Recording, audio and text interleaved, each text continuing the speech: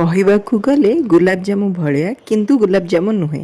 नमस्कार दर्शक बंधु, मो चैनल को अनेक अनेक स्वागत। प्रथमे मु नहीं 1 लिटर फुल फैट मिल जहाँ ताकू मु टिके भिनेगार देकी छेना छिड़ी देइछि। वर्तमान से छेना को ना आपण जेते भलसे चकटी पूरा चिकना करिवे सेते भल।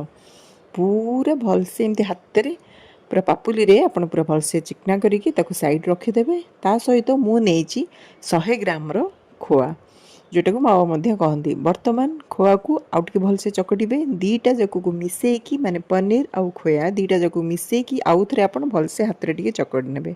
आउ चकटिकी ताकू पूरा एमती गोटे डो शेप रो नै आसीबे। एइथिरे आपण बाइंडिंग पई नेबे किछि मैदा। जदि मैदा जगह आपण कॉर्नफ्लोर नउचंती ताहले चलिबो, जदि सुजी नउचंती ताहले मध्य चलिबो। बासना पई किछिटा गुजराती की मु एमती चूरी की नै जाईछि ताकू एठी पकेबे। आउ ता सहित गोटे पी खाइबा सोडा नहीं जिबे। आउ ए सब को आपण टिके एमती भलसे मिसई देबे। मन रखंतु जमा बेसी चकटिबेनी सोडा पकेला परे।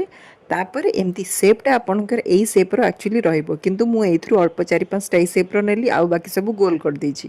देखंतु ए निकुटी रो शेप होउची एई शेप रो।